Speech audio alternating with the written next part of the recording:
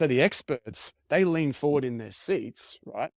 And they were like, Jacqui, are you saying a lack of consent was performed? She went white as a ghost. She goes, oh, I won't need a pillow because I've got your arms.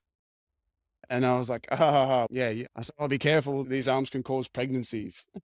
I watched her just change into this person who wanted to interrogate me about the joke. So she sat there and she was just firing questions at me like, what did you mean by that? Have you gotten women pregnant before? What's your history of relationships? Do you have a criminal record? And I was like, whoa. I felt trapped in there because we're being filmed and I'm like, I've got to give honest answers here. Lying just doesn't pay. And I was really upset at the end of it.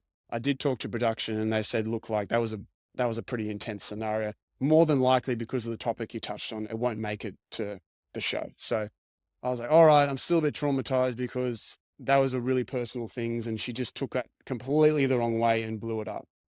Anyway, and this is where for me it gets really tough to talk about because of how scared I was in the following week. So we went to the first commitment ceremony and I knew she was still upset about it, right? I was just trying to put us back on a positive track and everything. So when we had our turn, the first thing she did was sit down in front of John, Mel, and Alessandra and said, oh, Ryan, we had a lovely honeymoon, but why don't you tell them about the joke you made?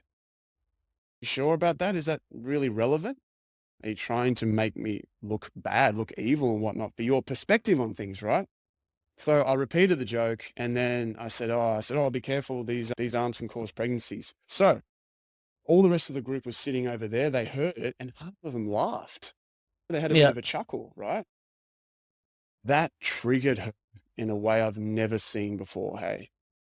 She leant over the couch, looked over there at the rest of them and said, how the hell can you guys find that funny? She was literally yelling at them across the room. People like Tony are like, whoa, what the hell is this?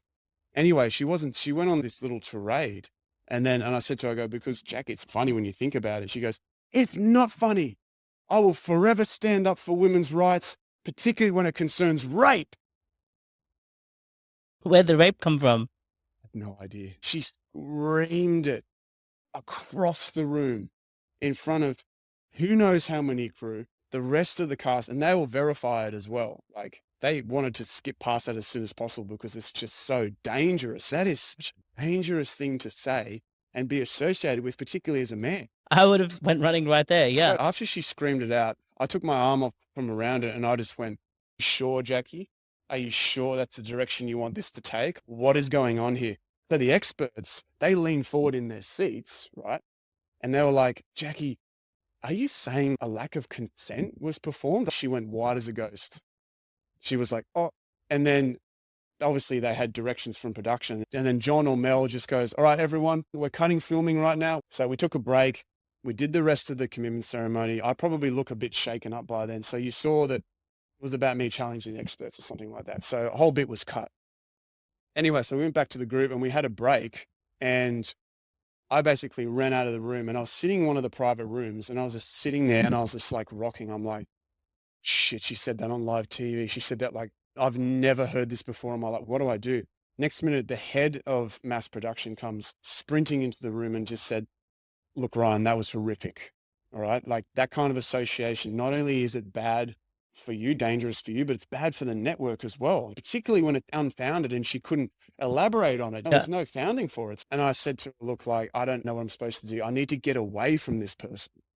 So what happened next was them just saying, look, it's very early days. That is horrible. You call whoever you need to call. We've got the psychologists on standby. They were really good about it.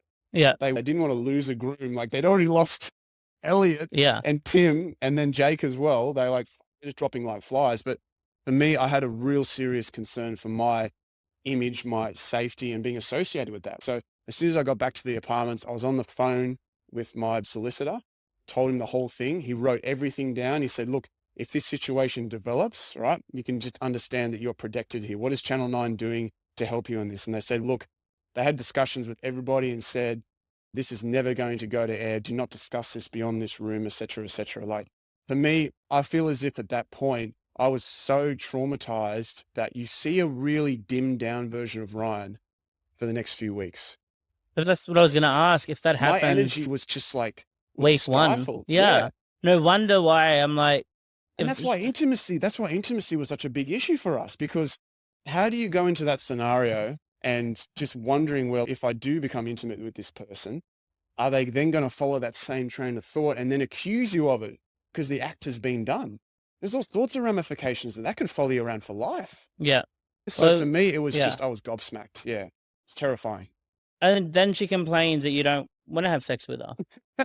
It was horrific, and it was like seriously traumatizing. I couldn't sleep for 2 or 3 nights.